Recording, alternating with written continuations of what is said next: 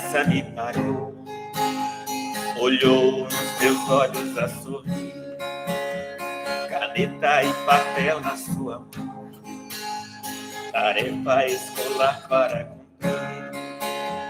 E perguntou no meio de um sorriso, que é preciso para ser feliz. Amar como Jesus amou, sonhar como Jesus sonhou, pensar como Jesus pensou, viver como Jesus viveu, sentir o que Jesus sentia, sorrir como Jesus sorria. E ao chegar ao fim do dia, eu sei que dormiria muito mais feliz. Sentir o que Jesus sentia, sorrir como Jesus sorria. E ao chegar ao fim do dia, eu sei que dormiria muito mais feliz. Ouvindo o que eu falei, ela me olhou e disse que era lindo o que eu falei. Pediu que eu repetisse, por favor, que não falasse tudo de uma vez. E ela deu um beijo demorado e ao meu lado foi dizendo assim: amar como Jesus amou, sonhar como Jesus sonhou. Bicho na minha orelha.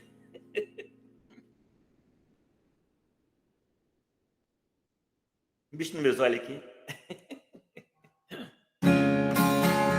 Amar como Jesus amou, sonhar como Jesus sonhou, pensar como Jesus pensou, viver como Jesus viveu, sentir o que Jesus sentiu, sorrir como Jesus sorriu. E ao chegar ao fim do dia, eu sei que dormiria muito mais feliz. Sentir o que Jesus sentia, sorrir como Jesus sorria.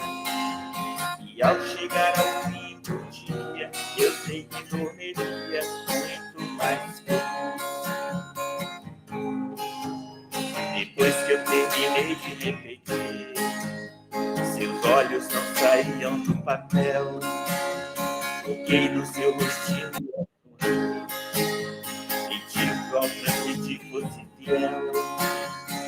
E ela deu um beijo demorado e ao meu lado foi dizendo assim: amar como Jesus amou, sonhar como Jesus sonhou, pensar como Jesus pensou, viver como Jesus viveu, sentir o que Jesus sentia, sorrir como Jesus sorria.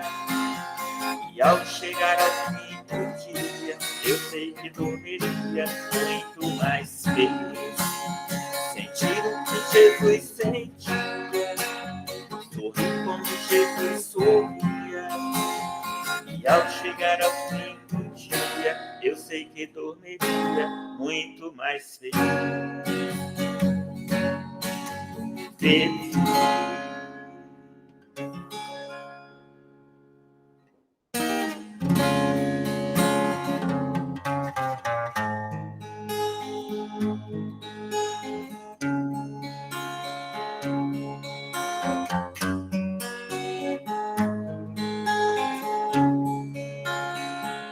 Bem de tardezinha, saí caminhando na beira da praia, olhando pro céu, as nuvens passando e o vento a soprar.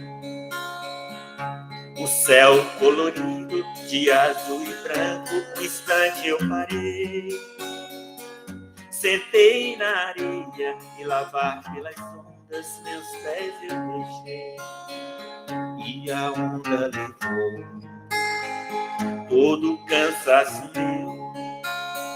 Sei que as ondas não param, constantes trabalham, são águas de Deus.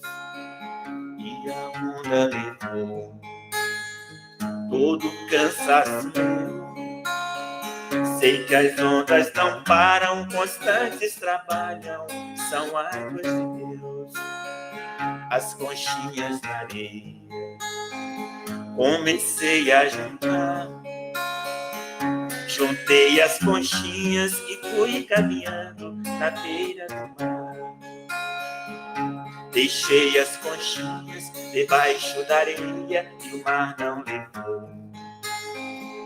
Mas o meu cansaço, quando entrei no mar, a onda tirou. O céu colorido de azul e branco, um instante eu parei. Sentei na areia e lavar pelas ondas meus pés eu deixei. E a onda levou todo o cansaço meu. Sei que as ondas não param, constantes trabalham, são águas de Deus.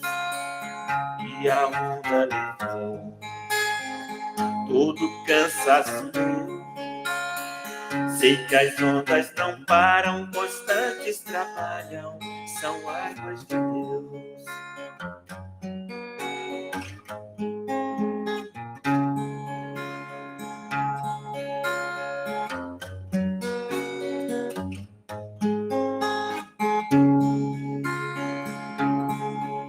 Nem todos que dizem Senhor, Senhor entrarão no reino dos céus. Só quem fizer a vontade do Pai, Ele herdará a paz. Só quem fizer a vontade do Pai, Ele herdará a paz. Jesus ensinou o caminho a seguir, exemplo de amor e humildade. Nós todos um dia seremos felizes, praticando a caridade. Nem todos que dizem Senhor, Senhor entrarão no reino dos céus. Só quem fizer a vontade do Pai, Ele herdará a paz. Só quem fizer a vontade do Pai, Ele herdará a paz.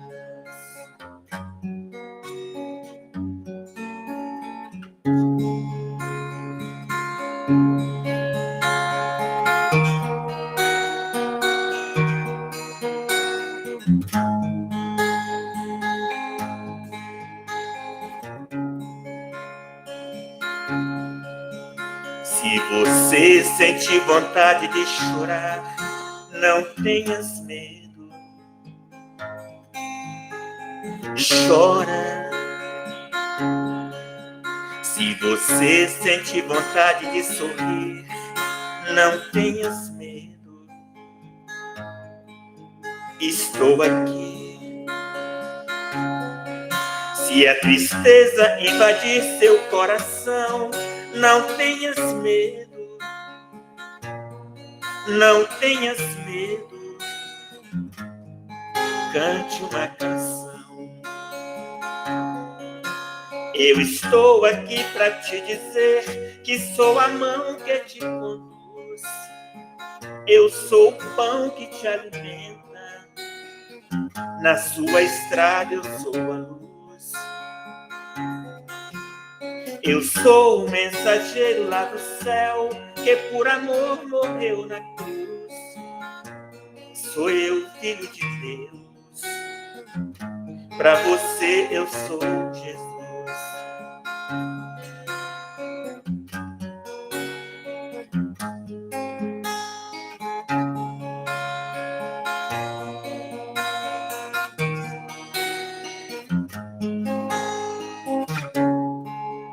Se você sente vontade de chorar, não tenhas medo. Chora.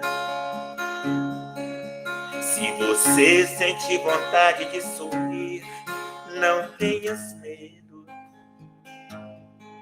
Estou aqui. Se a tristeza invadir seu coração, não tenhas medo. Não tenhas medo. cante uma canção. Eu estou aqui para te dizer que sou a mão que te conduz. Eu sou o pão que te alimenta. Na sua estrada eu sou a luz. Eu sou o mensageiro lá do céu que por amor morreu na cruz. Sou eu, filho de Deus. Para você eu sou Jesus.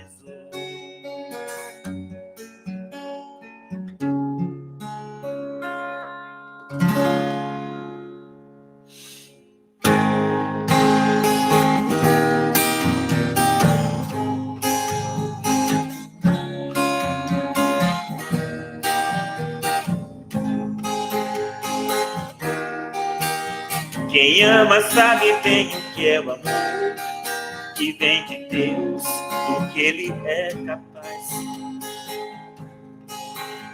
Quem ama não tem tempo para sofrer, nem se envolver com coisas tão banais. Somente o amor é capaz de transformar os corações e construir um mundo melhor de paz.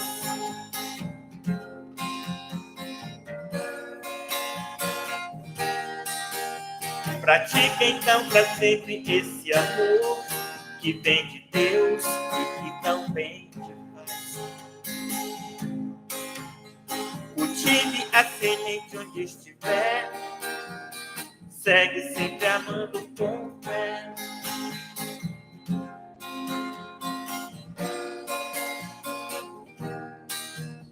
Quem ama sabe bem o que é o amor, que vem de Deus, do que Ele é capaz. Quem ama não tem tempo para sofrer, nem se envolver com coisas tão banais. Somente o amor é capaz de transformar os corações e construir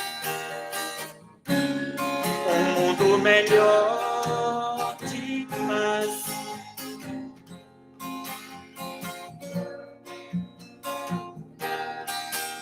Pratica então para sempre esse amor que vem de Deus e que também te faz. Cultive a semente onde estiver, segue sempre amando com fé. Segue sempre amando com fé. Segue sempre amando com fé.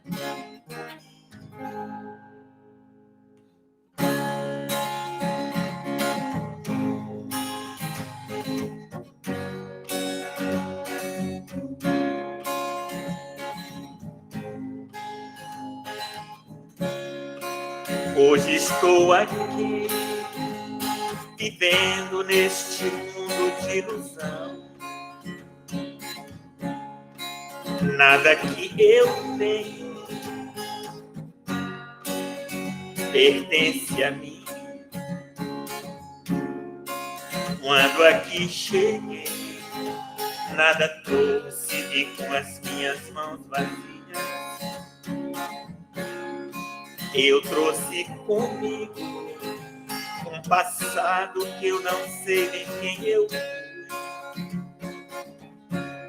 Eu sei que foi preciso tudo esquecer. Foi Deus quem quis assim. Se eu soubesse como foi o meu passado, talvez não saberias compreender. Mas se Deus tirou de mim toda a lembrança, tudo fica bem mais fácil para aprender. E assim vou seguir, carregando pela estrada minha cruz. Vou usando a minha fé e a coragem vou seguindo os passos de Jesus.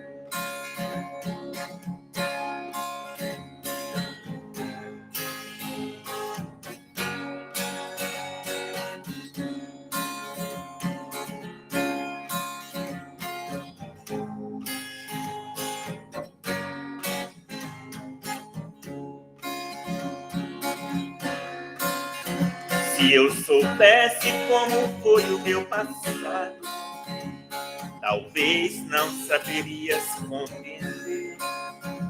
Mas se Deus tirou de mim toda a lembrança, tudo fica bem mais fácil para viver. E assim vou seguir, carregando pela estrada minha cruz. Vou usando a minha fé e a coragem, vou seguindo os passos de Jesus.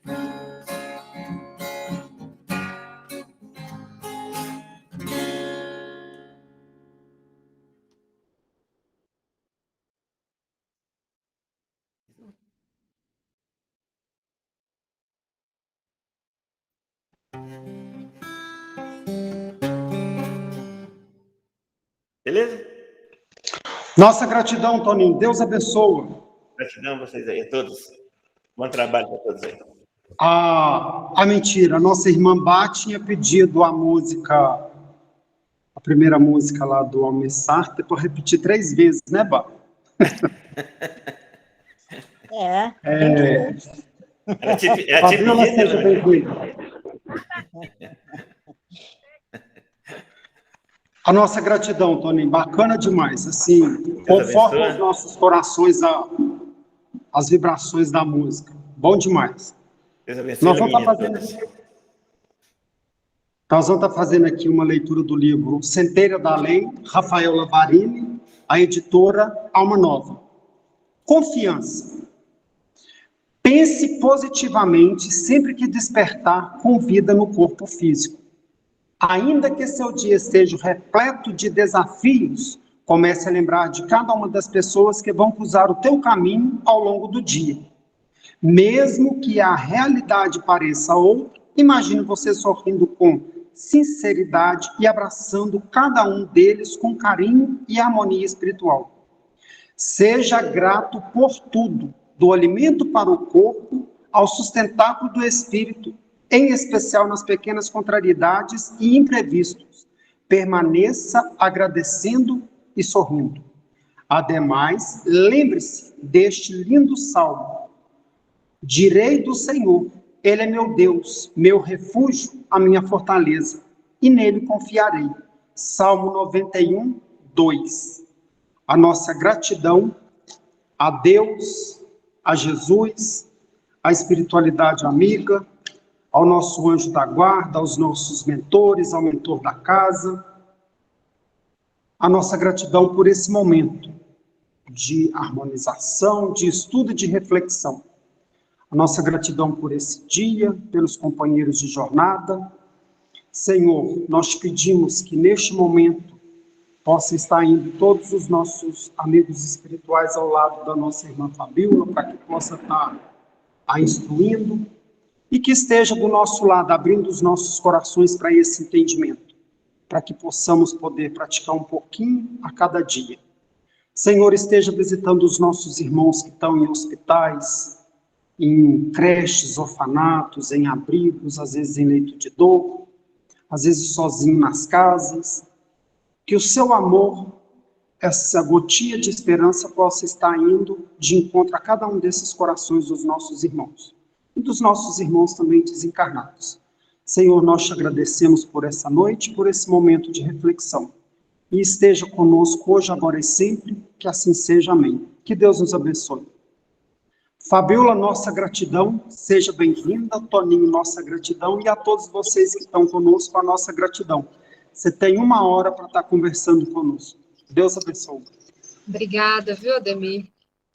Para a gente é sempre uma alegria poder retornar aqui com vocês, agradecendo, né, a Gislaine sempre pelo convite, a todos vocês, né, em nome dela, a toda a Fraternidade Espírita Jesus de Nazaré, Vocês não imaginam o prazer que é estar aqui sempre com vocês, e espero, né, numa próxima oportunidade, quem sabe, a gente realizar um estudo presencial, né, para a gente poder conhecer cada rostinho desse que a gente conhece pela via virtual.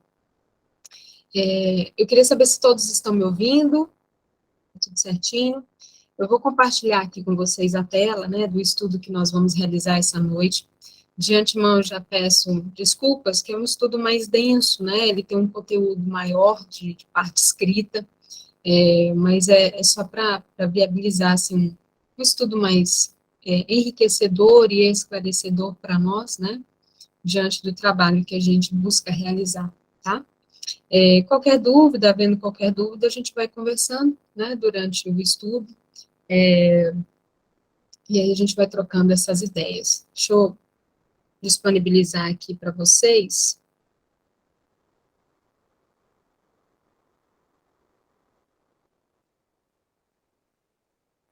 Tá aparecendo aí? Tá conseguindo? Pareceu. Vamos lá, então. Essa noite a gente vai falar sobre Jesus e o Espiritismo e qual é a sua relação. Às vezes a gente tem muita dificuldade, né, de entender essa comunhão da doutrina espírita, às vezes com todo o evangelho que Jesus nos propõe, até mesmo com o Antigo Testamento, né? E essa conjugação de ensinamentos, elas nos mostram ao longo do tempo que, na verdade, tudo faz parte de um conjunto, né, de um propósito universal, que tudo compõe o propósito divino de Deus e do nosso governador espiritual.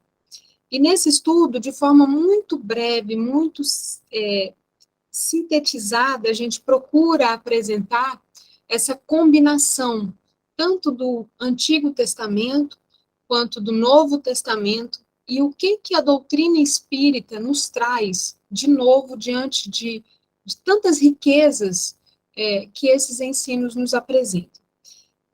No primeiro ponto aqui, nós vamos ver o seguinte, apareceu aí para vocês? Apareceu. O primeiro ponto que nós vamos trabalhar é a questão dos precursores da doutrina espírita, né, antes de Cristo, e especialmente no Antigo Testamento.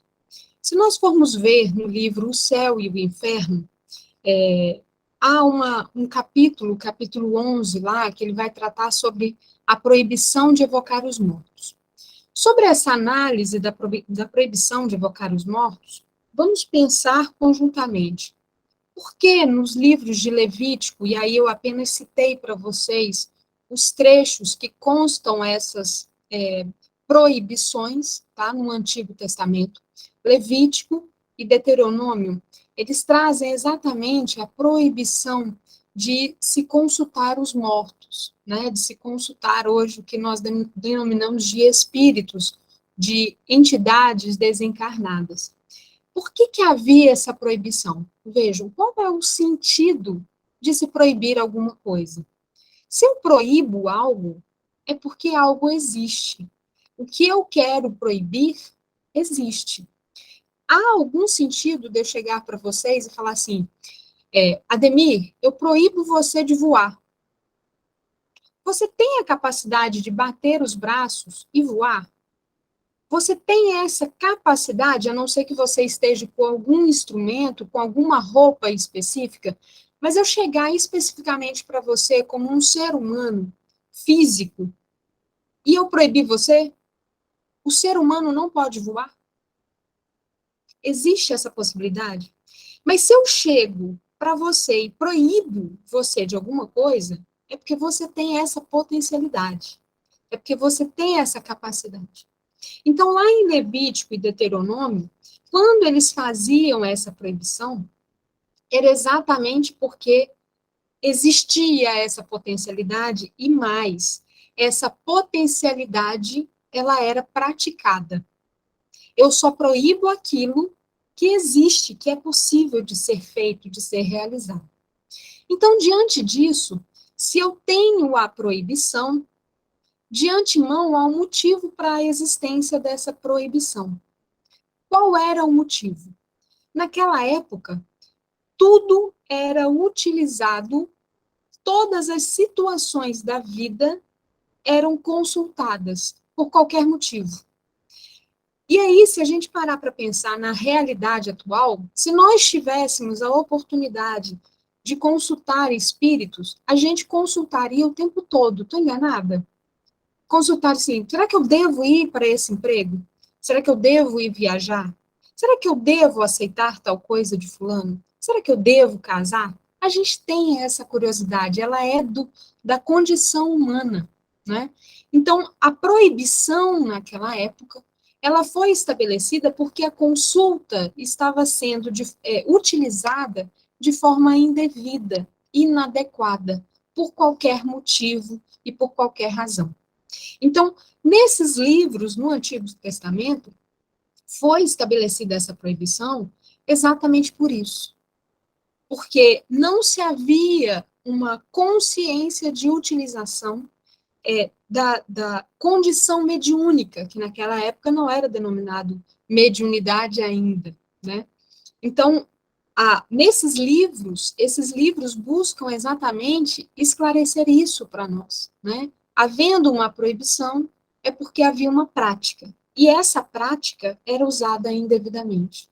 Nós não tínhamos ainda uma consciência espiritual da forma como consultar os mortos, né? E até hoje a gente ainda tem práticas e reuniões mediúnicas que utilizam dessa prática de forma ainda um pouco inadequada, infelizmente, né? Porque somente com base em estudo, somente com base numa postura de responsabilidade, é que a consulta, não a consulta, mas a relação plano material e espiritual deve ser estabelecida. Passando, então, para o próximo slide, nós vamos ter aqui, no livro O Fenômeno Espírita, então, quem tiver interesse em conhecer de forma mais profunda que a mediunidade, que a consulta aos mortos, né, que a relação entre espíritos encarnados e desencarnados, ela não foi inventada por Allan Kardec, né?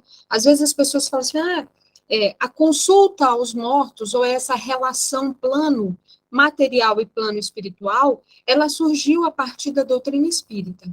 Lê do engano. Como eu falei para vocês, em Deuteronômio já tinha essa menção, tá? E Deuteronômio e Levítico. Pois bem, nesse livro, O Fenômeno Espírita, de Gabriel Delany, ele possui muita riqueza do ponto de vista histórico sobre essa relação plano material e espiritual. Lá no capítulo 1, para vocês terem uma ideia, ele trata sobre a questão da antiguidade, né, dessa relação no período da antiguidade. Então, ele vai tratar ali tópicos como o espiritismo é tão velho quanto o mundo, provas tiradas dos Vedas, a iniciação antiga, fenômenos de evocação entre os egípcios e entre os hebreus, na Grécia, as pitonisas, tá? E pasmem, né? Às vezes a gente tem a ideia de que as mesas girantes surgem apenas na França, né? No período em que Kardec começa a realizar as suas pesquisas. Na verdade, entre os romanos era realizada as mesas girantes, tá? Então, nesse tópico do livro de Gabriel Delany, ele vai tratar sobre isso. Ele vai tratar sobre as feiticeiras da Idade Média, a perpetuidade da tradição através dos séculos. Pois bem, lá nesse capítulo, né, num desses capítulos, eu tirei pequenos trechos desses dois capítulos que eu grifei aí, o fenômenos de evocação entre os egípcios e hebreus, e as mesas girantes entre os romanos. Dentre esses capítulos, né, dentre esses trechos desse capítulo, ele vai dizer o seguinte: os anais de todas as nações mostram que, desde épocas remotíssimas da história, a evocação dos espíritos era praticada por certos homens que tinham feito disso uma especialidade. O mais antigo código religioso que se conhece, que é os Vedas, aparecido milhares de anos antes de Jesus Cristo, afirma a existência dos espíritos. Então, nós acreditamos para quem não conhece a doutrina espírita, fala que quem inventou isso foi Kardec, tá? Então, para quem busca esse estudo mais aprofundado, aqui a gente já tem a primeira informação. Eis como o grande legislador Manu se exprime a respeito. Os espíritos dos antepassados, no estado invisível, acompanham certos brahmanes, convidados para as cerimônias em comemoração dos mortos sobre uma forma aérea. Gente, olha que perfeita essa menção.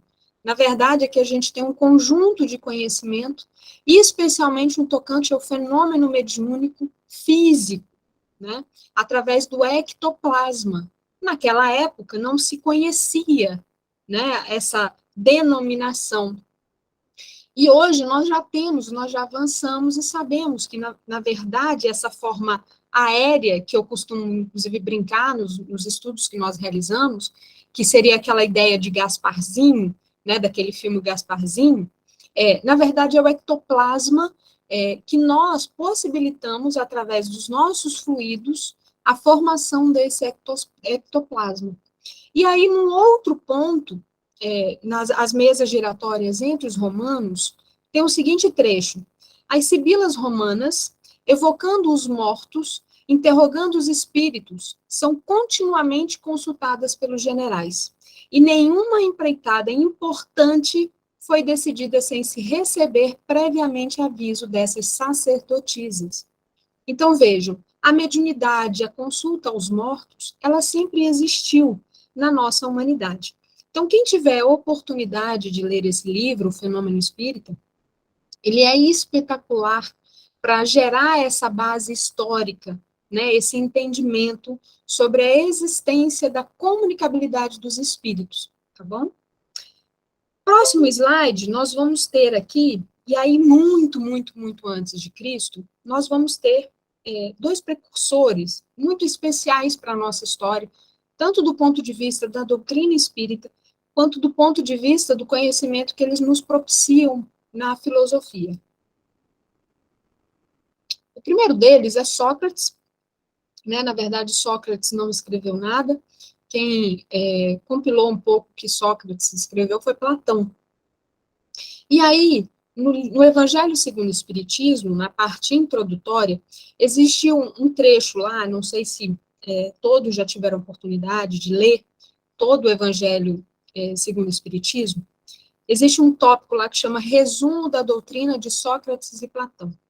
Por que Kardec insere esse tópico no Evangelho segundo o Espiritismo?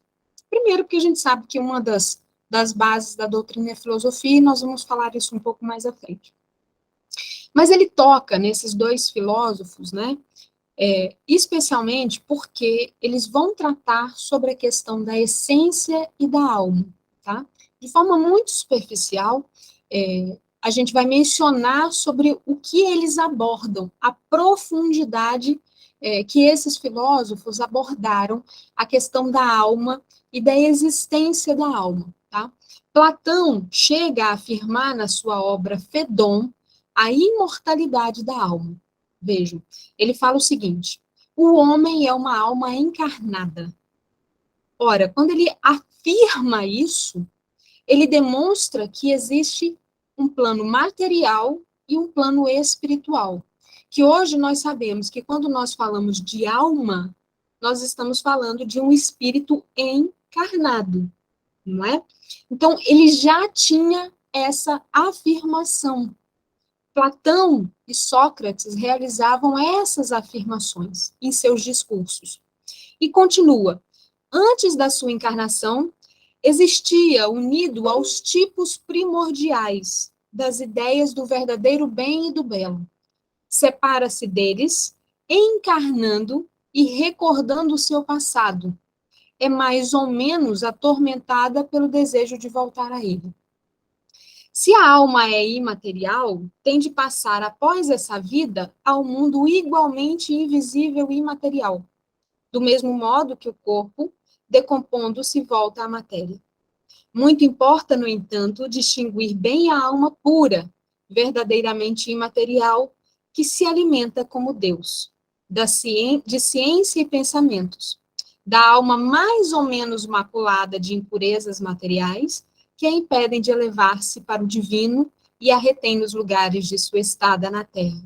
Gente, percebam quanto é precioso o que Platão já nos oferece nessa obra. Nesse último trecho que eu acabei de ler para vocês, a gente tem exatamente a divisão no livro dos espíritos da classe dos espíritos. Dos espíritos puros, aqui nesse trecho, ele fala sobre os espíritos puros, né? Que ele fala assim, ó, muito importa, no entanto, distinguir bem a alma pura, verdadeiramente imaterial. Jesus foi uma alma verdadeiramente imaterial, que se alimenta como Deus, de ciência e pensamentos. Da alma mais ou menos maculada de impurezas materiais, que a impedem de elevar-se para o divino e a retém nos lugares da sua estada na terra. O que no livro dos Espíritos consta? Consta como a nossa grande dificuldade de elevação espiritual. O nosso egoísmo, o nosso orgulho e a nossa vaidade. Isso nos mantém presos à terra. E isso Platão e Sócrates já falavam antes de Cristo. Ok? Por fim, eles vão falar o seguinte, especialmente Platão, né? É pelos frutos que se conhece a árvore. Toda ação deve ser qualificada pelo que produz. Qualificá-la de má quando dela provenha mal, de boa quando de origem ao bem. Preciso falar mais alguma coisa de que doutrina espírita, ela existe desde que o mundo é mundo. Qual que é a grande diferença? São os olhos. Nós precisávamos de Jesus para apresentar essa doutrina, para apresentar esse conhecimento ao mundo. Porque quando a gente fala de doutrina, a gente fala de conjunto de conhecimento. Então, Jesus veio sintetizar e exemplificar todo um conjunto de informações, de conhecimento que esses precursores apresentaram para a humanidade e que até então ninguém havia absorvido. Partindo então para o nosso próximo tópico, nós vamos ter no livro O Fenômeno Espírita, Joana d'Arc, um trecho lá que fala o seguinte: a Igreja Católica, mais do que qualquer outra, tinha necessidade de combater essas práticas, para si detestáveis e, portanto, durante a Idade Média, milhares de vítimas foram queimadas sem piedade, sob o nome de feiticeiros e mágicos, por terem evocado os espíritos. Então, vejam, Joana d'Arc, inclusive, foi um desses exemplos que nós conhecemos na história, né? A dificuldade que no período da Idade Média existia, em razão exatamente dessa comunicabilidade dos espíritos. E naquela época não existia ainda o que nós conhecemos hoje como doutrina espírita. No livro Crônicas de Além-Túmulo, existe um capítulo, que é o capítulo 5, que vai tratar sobre Judas Iscariotes, e nesse livro há a revelação de que Joana d'Arc realmente foi Judas, né? Pelas mãos de Chico Xavier, nós temos essa informação. Então, no capítulo 5, eu coloquei aqui apenas porque muitas vezes as pessoas perguntam, Joana d'Arc foi mesmo Judas, né? As pessoas têm essa curiosidade. Na verdade, para um espírito imortal, isso pouco importa, né? Isso foi uma fase da existência dela, né? Desse espírito que veio como Judas na época de Jesus. E lá nesse livro consta essa informação por meio da mediunidade de Chico, tá bom? Dúvida, gente, por enquanto? Tranquilo? Podemos prosseguir? No livro, vocês viram que eu gosto bem de história aqui nesse nosso estudo, né? No livro História do Espiritismo, do Arthur Conan Doyle, ele vai trazer um capítulo que se chama A Invasão Organizada. Esse livro, ele é muito, muito gostoso de ver, que a gente percebe claramente que quando uma situação, ou quando um fato da história que nós estamos vivenciando parece desconexo, sem sentido, sem propósito, nesse livro a gente consegue perceber que a espiritualidade não faz nada de forma aleatória. Tudo é organizado, tudo é muito bem planejado. E a gente também tem esse exemplo no livro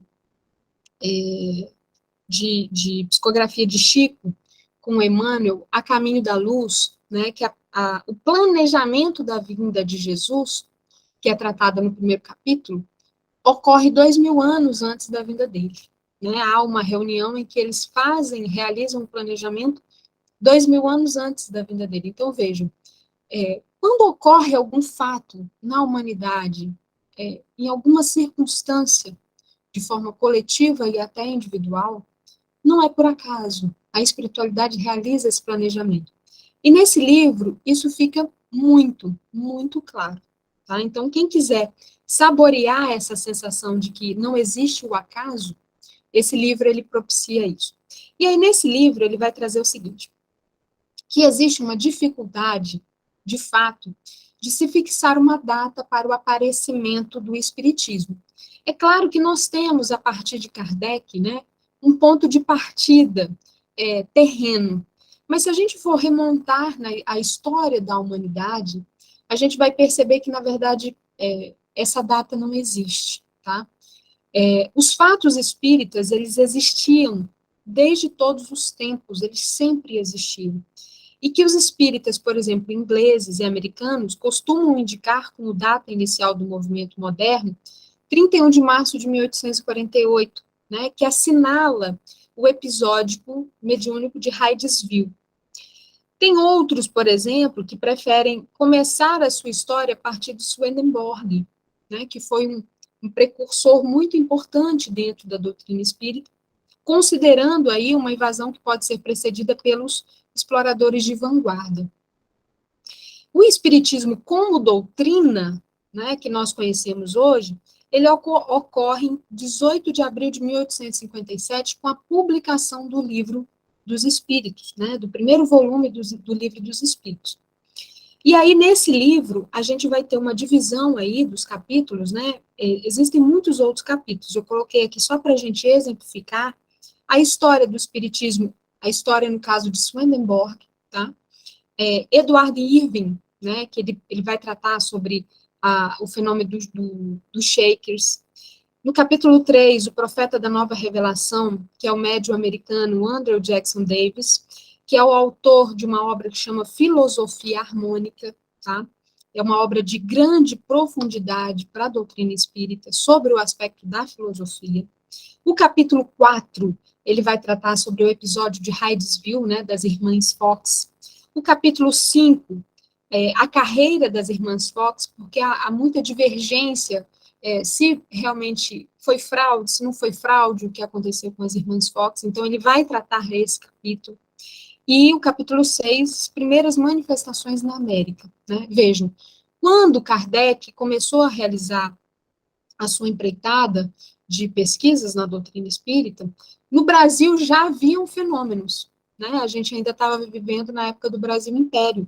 Inclusive, cartas de reuniões mediúnicas que foram realizadas no Brasil foram enviadas para ele, tá? Ele também realizou essa consulta com base em cartas de reuniões mediúnicas no Brasil. Esse livro é apenas um resumo da parte histórica e demonstrando para vocês que existe essa divergência do início da doutrina espírita, essa dificuldade de estabelecer um marco. De forma geral, quando a gente fala, a gente considera a partir de 1857, que é a publicação, né, do Livro dos Espíritos. Mas existe, né, questões anteriores que nós temos que considerar, tá? No nosso próximo tópico, a gente vai tratar exatamente sobre essa questão das ordens, né, das manifestações. Então, veja, Emanuel Swedenborg, ele estava na Suécia, ele é de Estocolmo, ele possuía a mediunidade de clarividência e dupla vista, né, que é a vidência à distância. Então, muito antes do fenômeno de Hydesville, já havia essas manifestações mediúnicas através de Swedenborg. Depois nós temos o Edward Irving, no Reino Unido, que ele tinha a mediunidade de xenoglosia, né, que é a capacidade de falar diversas línguas. E, por fim, o médium Andrew Jackson Davis, né, que ele tinha psicografia, clarividência, clareaudiência, xenoglosia. Ele, inclusive, tem um livro que chama Princípio da Natureza, e nesse livro ele já faz a previsão do surgimento do espiritismo. Então, vejam, quando a gente considera como marco, por exemplo, as irmãs Fox, não é o correto, o adequado, porque, na verdade, esse movimento da espiritualidade, ele acontece de forma muito paulatina, né? E ele só eclode em Hydesville como uma forma mais pública, mas ele já vinha ocorrendo. E esse livro que eu mencionei para vocês, A História do Espiritismo, ele demonstra exatamente isso, que a espiritualidade foi se organizando para que o fenômeno fosse sendo inserido na sociedade. E, por fim, a gente tem o caso, né, de Hydesville, que era uma cidade nos Estados Unidos, com as irmãs Fox, no ano de 1848, tá? Eu não vou adentrar aqui no caso específico de como aconteceu o fenômeno com elas, mas fica aí a dica para que vocês, quem não conhece, né, realize a pesquisa, e nesse livro também, A História do Espiritismo, ele vai tratar sobre esse assunto. São 3 irmãs, e elas vivenciaram, né, uma relação aí com um espírito que estava numa casa que elas mudaram, e a partir disso se inicia, né, de forma mais pública, esse fenômeno. Por fim, em relação a esses precursores, vejam, o espiritismo, ele ocorre na França, né, a gente toma conhecimento a partir da França. Ocorre que já nos Estados Unidos, na Inglaterra e na Escócia, ele já vinha ocorrendo em decorrência desses outros precursores, o Irving, o Swedenborg e tantos outros. Em 1850 a 1851, os primeiros missionários americanos do espiritualismo moderno, eles vão para a Escócia e a Inglaterra, e isso possibilita uma disseminação, né, desse fenômeno através desses médiuns. Em 1852 a 1853, a imprensa anuncia pela primeira vez a chegada do movimento na Europa em abril de 1853. E para quem não sabe, né, a gente sempre toma a fama de ser fofoqueira, quem traz a notícia dos Estados Unidos, né, da América, para a Europa é uma mulher, que se chama Delphine Guy de Girardin. Eu não sei se vocês são adeptos, né, a perceber quem realiza as assinaturas das mensagens no Evangelho segundo o Espiritismo. A Delphine tem uma mensagem no Evangelho segundo o Espiritismo, em que ela realiza, em que ela faz uma assinatura, né, de um texto no Evangelho segundo o Espiritismo, no Evangelho segundo o Espiritismo, que se chama A Desgraça Real, no capítulo 5, dos Bem-aventurados Aflitos, item 24. Então, ela assina também uma mensagem no Evangelho segundo o Espiritismo, tá? Então, foi ela que traz o fenômeno das mesas girantes para a França. É através dela que se tem notícia das mesas girantes que já estavam acontecendo na América, nos Estados Unidos, na Inglaterra, para a França. Ok? Então, para quem busca saber, porque como é que as mesas girantes começaram na França? Através dessa informação que ela trouxe, né, a partir de uma mulher. Então, vejam como as mulheres, elas são competentes nesse campo. E aí, nesse período, né, já iniciando, vocês estão vendo o slide? Nesse período em que começa o fenômeno das mesas girantes, né, em Paris, em 1854, nós temos Kardec tendo a notícia, que até então não era Kardec, né, que era o professor Rivail. Ele encontra-se junto com esse amigo, com o senhor Fortier, que lhe fala da dança das mesas inteligentes. E aí Kardec, cético, ele responde o seguinte, isso está no livro Obras Póstumas, tá? Ele vai falar que só acreditarei quando o vir e quando me provarem que uma mesa tem cérebro para pensar, nervos para sentir e que possa se tornar sonâmbula. Até lá, permita que eu não veja, no caso, mais do que conto para nos fazer dormir. Então, quando Kardec é chamado para participar das mesas girantes, ele é completamente descrente. Por quê? Porque o método de educação que ele teve, que foi através de Pestalozzi, incutiu nele a questão mais racional, mais científica de analisar e ver as coisas. Então, todas as questões místicas, religiosas naquela época, eram sempre relegadas por esses pensadores. Por quê?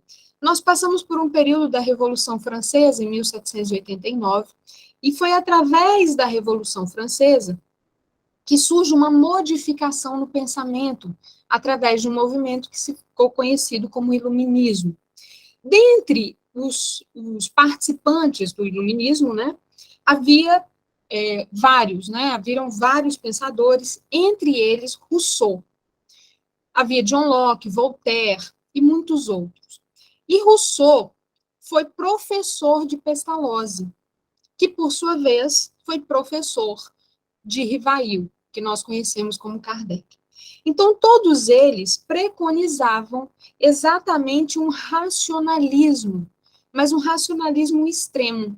Por quê? No período antes da Revolução Francesa e na Idade Média, se vivia uma condição muito mística, né? Muito voltada para uma religiosidade ainda muito cheia de mistérios, cheia de divindades. Então, quando esses precursores do iluminismo adentram com os pensamentos iluministas, eles tomam um extremo da razão.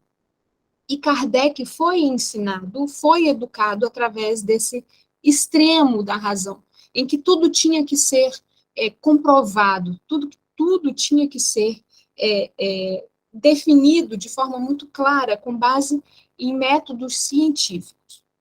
E graças a isso, Kardec adentra a pesquisa dos fenômenos espíritas. Então, o seu primeiro contato com as mesas girantes gera nele exatamente essa desconfiança. Em 1855, o espírito protetor de Rivail lhe revela uma existência comum entre os druidas gauleses, e a partir de então ele toma o nome de Allan Kardec, que foi o nome que ele tinha numa outra encarnação que ele teve, tá bom? Então, de forma muito breve, o primeiro contato que Kardec teve, né, com o fenômeno espírita, ele já teve esse contato de forma mais resistente. E nós agradecemos a essa resistência, a essa educação, que possibilitou que ele mantivesse a pesquisa da doutrina espírita, né, do que estava lhe sendo revelado, de forma muito técnica, muito científica. O método utilizado por ele nos propicia uma fé raciocinada, né, e esse método ele adquiriu de Pestalozzi. Então, vejam que a invasão organizada que é mencionada no livro A História do Espiritismo, ela é realmente muito bem definida, muito bem delineada pela espiritualidade.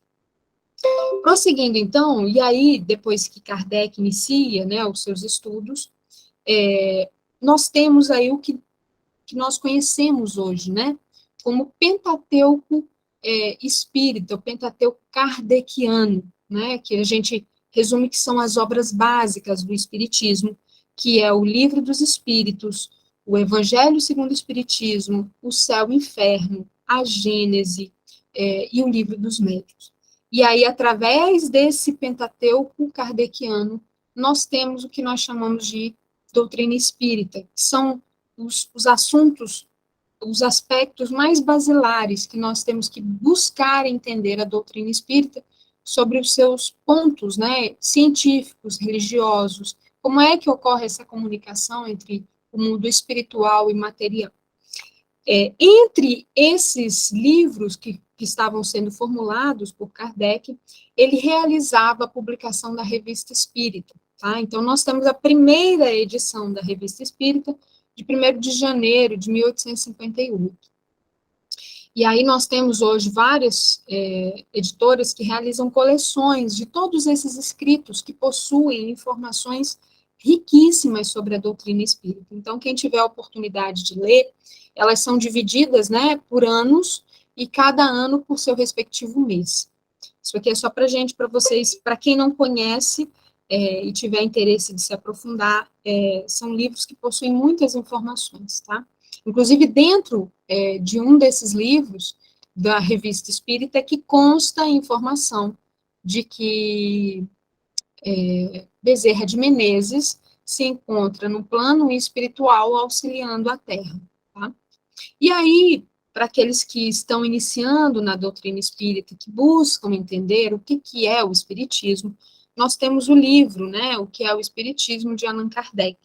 De forma muito breve, que é o espiritismo, é ao mesmo tempo uma ciência de observação e uma doutrina filosófica. Como ciência prática, ele consiste nas relações que se estabelecem entre nós e os espíritos. Como filosofia, compreende todas as consequências morais que dimanam dessas mesmas relações. Para a gente entender melhor, né, a diferença entre espiritismo e espiritualismo, as pessoas costumam confundir. O espiritualismo, ele é mais abrangente, tá? O que é o espiritualismo? Todas aquelas doutrinas, né, todas aquelas filosofias que buscam essa conexão com algo maior, que aceitam que existe, né, uma vida após a morte, tá? Por exemplo, o budismo, o hinduísmo, são doutrinas do espiritualismo, né, ou espiritualistas. O espiritismo, ele é um percentual pequeno dentro dessa universalidade denominada como espiritualismo. As pessoas costumam, né, confundir espiritualismo com o espiritismo. As duas coisas não são sinônimas, tá?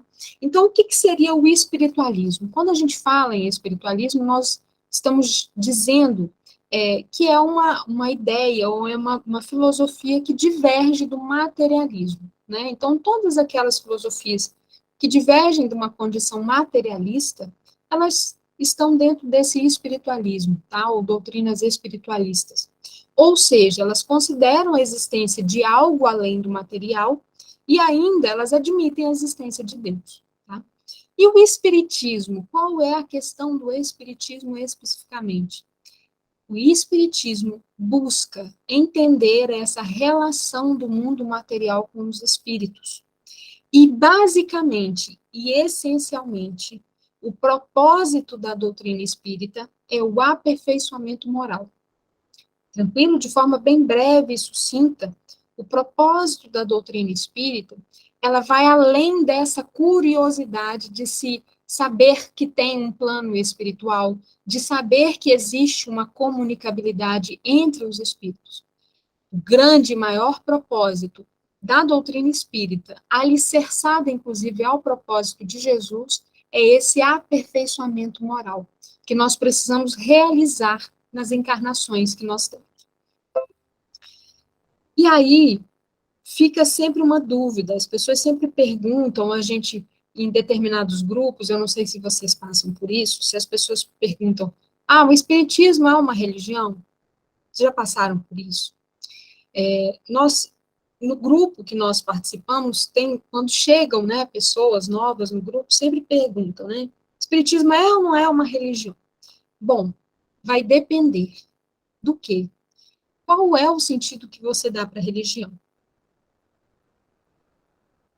E aqui eu trago para vocês o seguinte, Cícero, na sua obra Natura Deorum, isso antes de Cristo, ele vai falar que o termo religião se refere a relegere, que é reler. Então, se a religião para você, ela simboliza reler as escrituras e realizar os rituais, Então, nós teríamos aí dentro da doutrina espírita um caráter mais repetitivo do fenômeno religioso.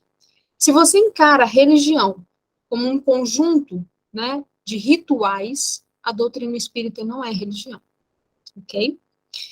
Lactâncio, no século 3 e 4 depois de Cristo, ele rejeita, na verdade, a interpretação que Cícero faz, e ele vai afirmar que o termo religião tem mais a ver com religar, que é o que as pessoas hoje utilizam para realizar a interpretação da palavra religião, que seria o religar.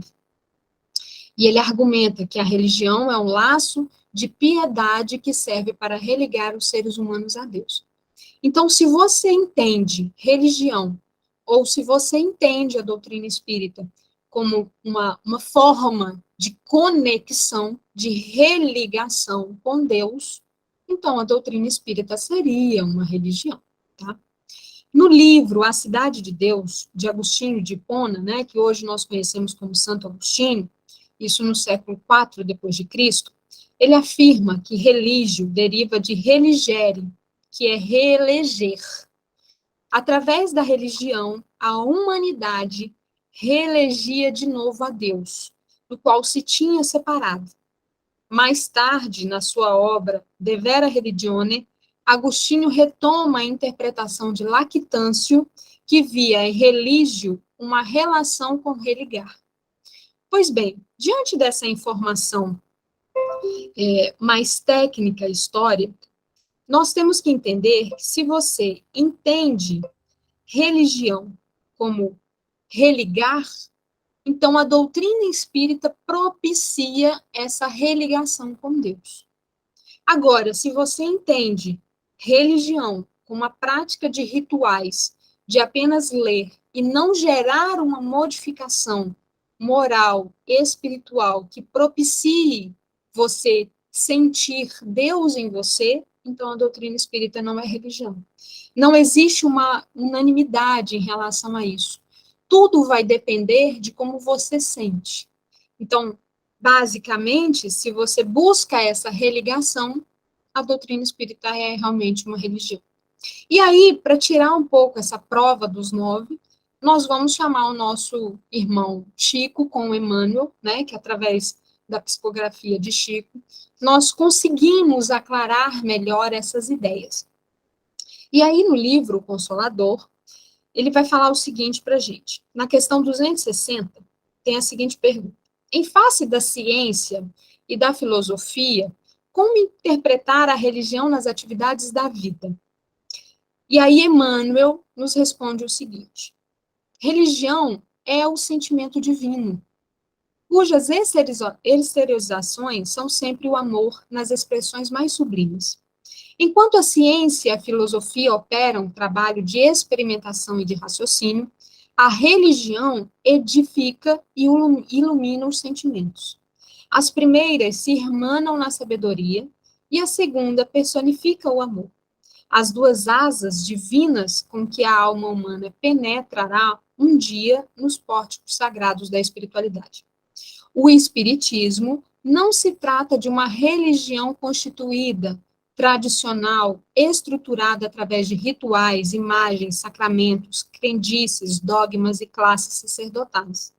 Mas sim, é uma religião, se adotarmos a concepção do termo religare, ou seja, elemento de ligação da criatura com o Criador, e especialmente porque o Espiritismo preocupa-se com as consequências morais do ensino científico-filosófico, buscando, na ética pregada por Jesus, os elementos que deverão nortear a conduta do homem.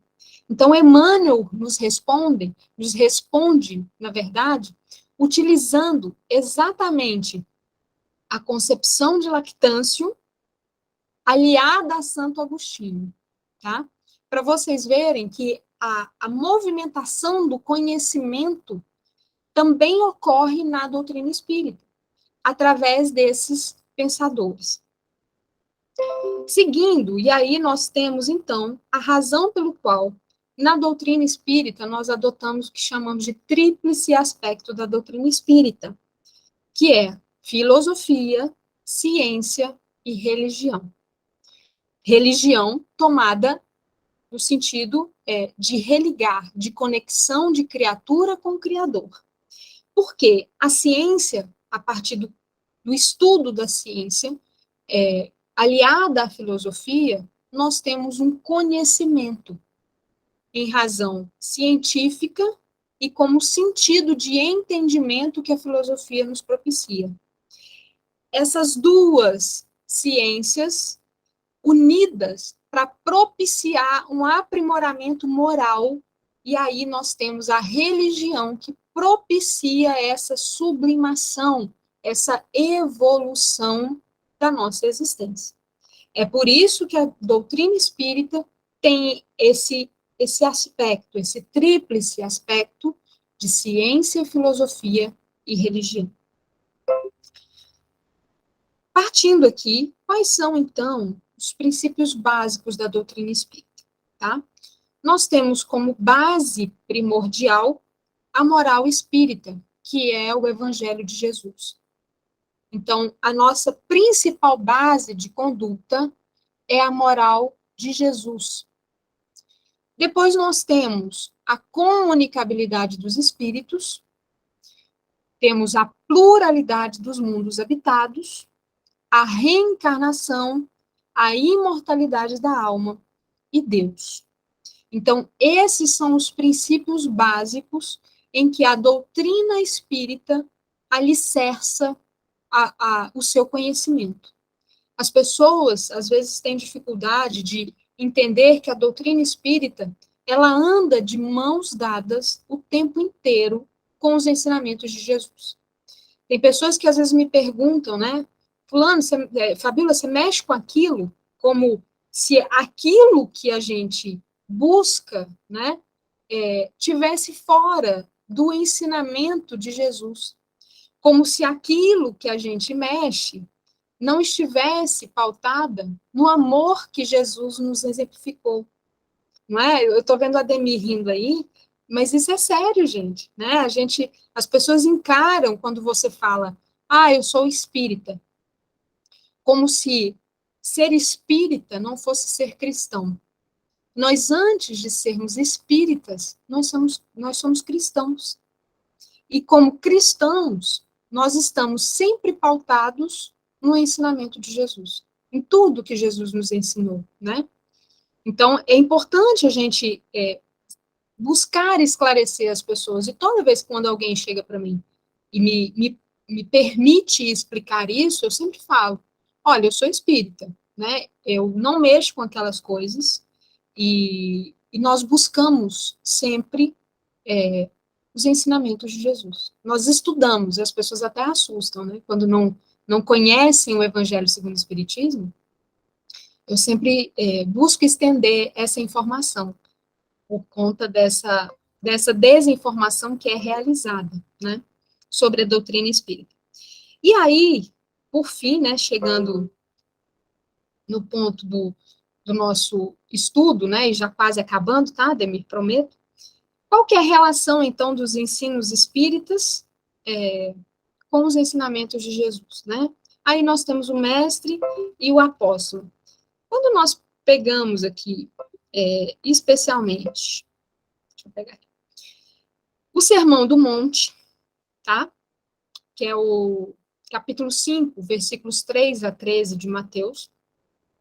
E aí aqui eu fiz uma divisão, não sei se tá dando para vocês verem claramente.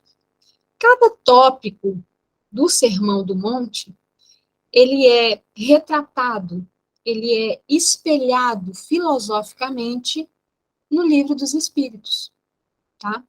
Nós vamos ter aí, eu não vou ler ele todo, porque senão eu vou tomar muito do nosso tempo aqui, eu estou vendo que a gente já está quase finalizando, mas cada ponto do Sermão do Monte, ele é refletido no Livro dos Espíritos, tá? Em cada livro, vou citar apenas um exemplo aqui. No Sermão do Monte é tratado o seguinte: bem-aventurados os pobres de espírito, porque deles é o reino de Deus. Bem-aventurados que choram, porque eles serão consolados. Nós temos essa primeira explicação refletida do Sermão do Monte no livro primeiro do livro dos Espíritos, as causas primeiras, em que vai tratar sobre Deus e elementos gerais do universo. Então, para eu ser pobre de espírito, eu tenho que ser humilde, eu tenho que entender a minha origem. Entendem? Então, cada ponto desse foi trabalhado pela espiritualidade de forma muito brilhante. É difícil expressar para vocês o quanto é precioso o que nós temos no Velho Testamento, no Novo Testamento, e o que a doutrina espírita nos propicia quando nós alinhamos todos esses conhecimentos. Passando aqui para o nosso próximo ponto, nós vamos ter deixa eu pegar aqui. Nós vamos ter, em João 14, 16 e 21, em que ele pede, né, nesse trecho, a informação que Jesus fala que a gente vai ter um novo Consolador, né? Ele fala assim, e eu rogarei ao Pai, e ele vos dará outro Consolador, para que fique convosco para sempre. No livro A Gênese, no capítulo 1, item 27, ele vai tratar o seguinte, por que chama ele ao novo Messias Consolador? Por que Jesus informa que haverá um Consolador? E aí, no Gênesis, a gente tem a razão disso. Ele vai falar, este nome significativo e sem ambiguidade encerra toda uma revelação. Assim, ele preverá que os homens teriam necessidade de consolações, o que implica a insuficiência daquelas que eles achariam na crença que iam fundar. Talvez nunca o Cristo fosse tão claro, tão explícito, como nessas últimas palavras, às quais poucas pessoas deram atenção bastante, provavelmente porque evitariam esclarecê-las e aprofundar-lhes o sentido profético. Gente, se você pegar todas as passagens de Jesus, ele sempre utilizava as metáforas. Ele nunca era claro, preciso e direto. Mas nessa passagem especificamente, Jesus deixou claro que nós teríamos um consolador. E aí as pessoas ficam esperando um consolador numa figura humana. Não. Quando Jesus fala em um consolador, o que tem mais de consolador do que você possuir um conhecimento que te acolhe, que faz com que tudo faça sentido, que a sua dor ela seja amenizada diante da informação que você tem. Porque seria muito difícil, se você está num momento de dor, falar, eu preciso de um consolador, chama Kardec, desencarnou. E aí? Quem ia resolver a sua dor? Quem vai resolver a sua dor por todas as suas existências? O conhecimento, o cabedal que você vai adquirir durante as suas existências vai te propiciar consolar a dor que você sente. É muito claro e é muito preciso que Jesus, ele não queria que nós dependêssemos de ninguém, no sentido para apaziguar a nossa dor. Porque Jesus já disse que nós éramos deuses. Então, com a potencialidade que nós possuímos, Jesus queria nos preparar individualmente, cada um para passar pelas suas tempestades, porque a caminhada, ela é individual. Ele não queria terceirizar, né, a nossa capacidade de lidar com as dificuldades da vida, das existências que nós temos, que nós teremos. Então, esse Consolador, ele é exatamente para nos preencher, é através do conhecimento dos ensinos de Jesus e através do conhecimento científico, com a fé raciocinada, é que nós possuímos um preenchimento para lidar com a vida, para lidar com a dor, para lidar com as dificuldades, para lidar com as intempéries. Tranquilo? E aí, para finalizar, nós temos o seguinte trecho. Falar do Espiritismo é sempre falar do Evangelho redivivo.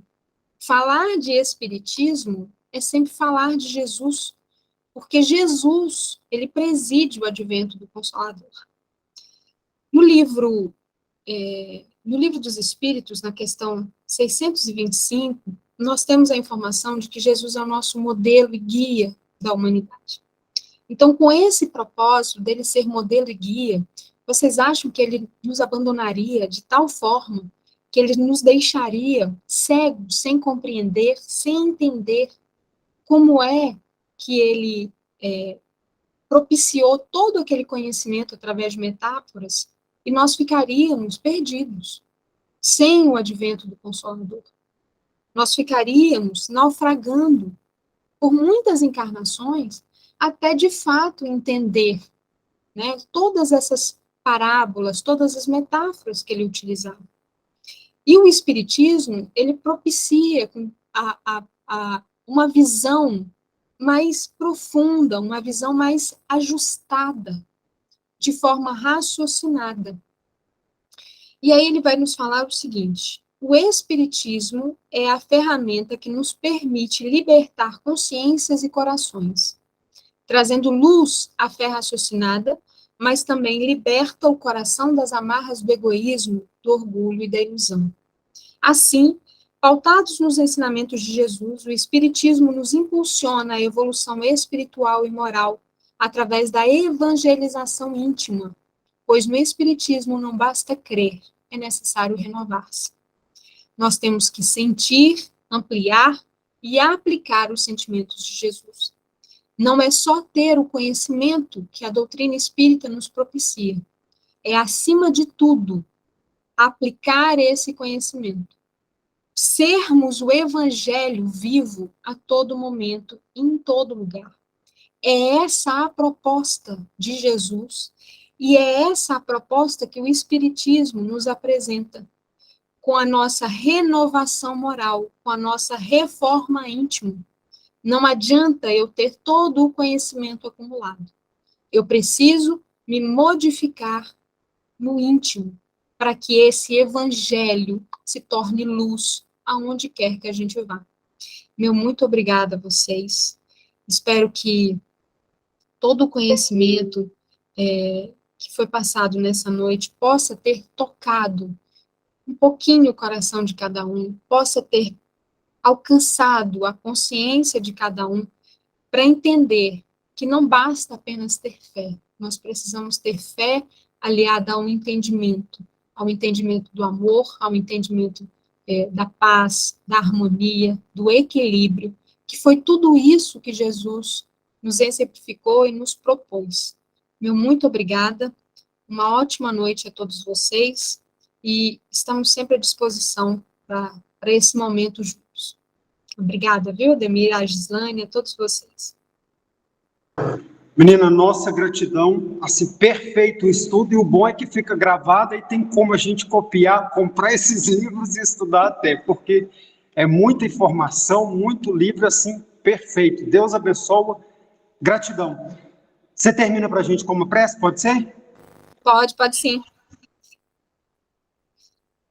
Queria agradecer à espiritualidade amiga, né, a todos os nossos irmãos do plano espiritual que idealizaram, que propiciaram, né, esse momento, pedindo sempre, Pai, ao nosso país, sabemos que estamos em Tuas mãos, que a paz se estabeleça nesse planeta, que o amor seja sempre a razão, a verdadeira, o verdadeiro sentimento que nos una. Permita, Senhor, que nessa nova semana que se inicia, possamos estar sempre agindo com verdade, com honestidade, com simplicidade. Possamos ser sempre instrumentos da Tua paz, do Teu amor, e que em cada momento, Pai, essa luz do Teu amor chegue ao coração de todos aqueles irmãos que necessitam encontrar o Teu caminho. A todos aqueles nossos irmãos que estão nos presídios, nos hospitais, a todos aqueles que perderam seus familiares neste dia, para que eles possam encontrar na Tua luz o alento necessário para continuar a caminhando. Permita, Senhor, que nessa jornada da humanidade, a tua força, a tua misericórdia nos acompanhe a cada dia. Amém.